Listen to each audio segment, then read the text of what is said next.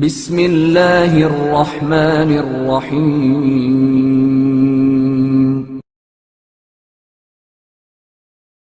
باپ کی نصیحت۔ بیان کیا جاتا ہے کہ ایک فقیہ نے اپنے باپ سے کہا، یہ علم کلام والے باتیں تو بہت لچھے دار کرتے ہیں، لیکن ان کا عمل ان کے قول کے مطابق نہیں ہوتا۔ دوسروں کو یہ نصیحت کرتے ہیں کہ دنیا سے دل نہیں لگانا چاہیے، لیکن خود مال و دولت جمع کرنے کی فکر سے فارغ نہیں ہوتے۔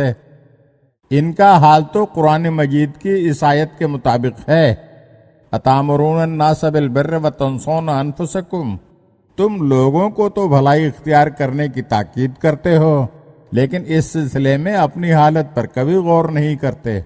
باپ نے کہا، اے بیٹا، اس خیال کو ذہن سے نکال دو کہ جب تک کوئی عالم باعمل نہیں ملے گا تو نصیحت پر کان نہ دھرے گا۔ بھلائی اور نیکی کی بات تم جہاں سے بھی سنو اسے قبول کر لو۔ اس نابینا شخص جیسا بن جانا مناسب نہیں جو کیچڑ میں پھنس گیا تھا اور کہہ رہا تھا کہ اے برادران اسلام، جلدی سے میرے لیے ایک چراغ روشن کر دو۔ اس کی یہ بات سنی تو ایک خاتون نے کہا، جب تجھے چراغ ہی دکھائی نہیں دیتا تو اس کی روشنی سے کس طرح فائدہ حاصل کرے گا؟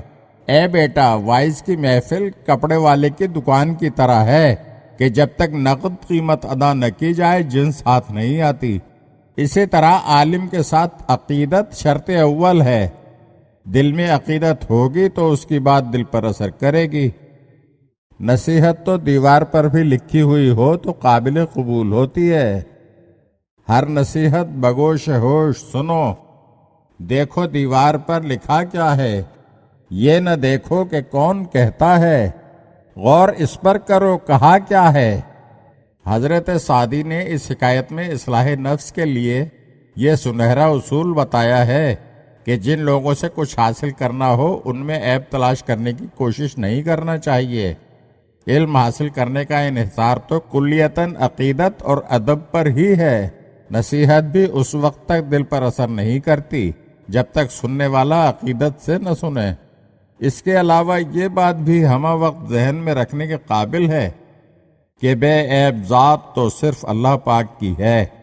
عیب ڈھونڈنے کی نظر سے دیکھا جائے تو اچھے سے اچھے آدمی میں بھی کوئی نہ کوئی خامی نکل ہی آئے گی۔ اگر آپ ہمارے چینل کی نئی ویڈیوز دیکھنا چاہتے ہیں تو ہمارے چینل کو سبسکرائب کریں اور گھنٹی کے بٹن کو دبائیے تاکہ ہر آنے والی ویڈیو آپ کو جلد موصول ہو سکے۔ اور ہاں، لائک اور شیئر ضرور کیجیے اور اپنے قیمتی کمنٹ سے ہمیں آگاہ کیجیے۔ شکریہ۔